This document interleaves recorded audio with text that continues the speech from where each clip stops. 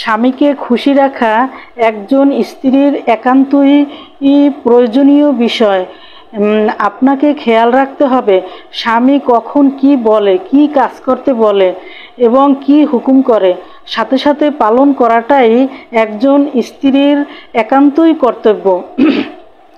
একজন স্বামী সারাদিন হাড়ভাঙ্গা পরিশ্রম করে টাকা রোজগার করে একমাত্র আপনার সংসারের ভালোর জন্য, আপনাকে খুশি রাখার জন্য এবং আপনাকে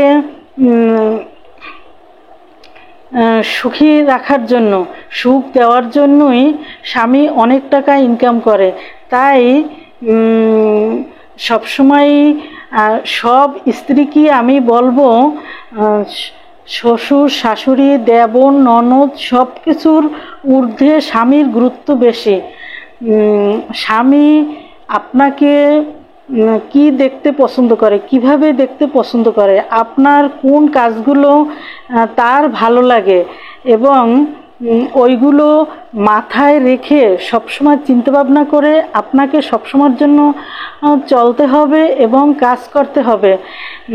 আপনার জীবনে স্বামী সব কিছু এবং স্বামী সবচেয়ে আপন। মা বাবা ভাই বোন আপনার আত্মীয় স্বজন, নিকট আত্মীয় স্বজন সব কিছু ছেড়েই কিন্তু একজন মহিলা স্বামীকে ভরসা করে পরের বাড়ি আসে। তাই সবার চেয়ে আগে স্বামীকে খুশি রাখতে হবে। স্বামীকে যদি খুশি রাখেন তাহলে আপনার জীবন অনেক সুন্দর এবং সারা জীবনই আপনার জীবনে সুখ বয়ে আনবে। তাই সবসময় স্ত্রীদেরকে বলবো স্বামী কোনো কারণেই যেন আপনার থেকে কষ্ট না পায়, সবসময় তাকে খুশি রাখতে হবে। তাহলেই কোনো স্বামী বাহিরের দিকে তার নজর ফেলবে না।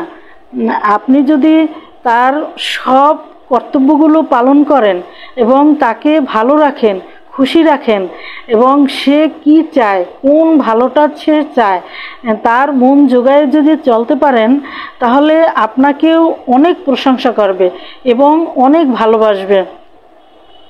সব কিছুর ঊর্ধ্বে স্বামী। স্বামী সবচেয়ে, শ্বশুরবাড়ি আপনই হচ্ছে স্বামী।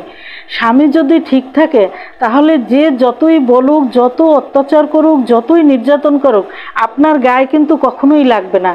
তাই আগে প্রথমে স্বামী, তারপরে দ্বিতীয়ত হচ্ছে সবার কর্তব্যগুলো পরে পালন করবেন এবং স্বামী যখন যেটাই হুকুম করে সাথে সাথে পালন করলেই স্বামী আপনার প্রতি অনেক সন্তুষ্ট হবেন এবং অনেক খুশি রাখবেন।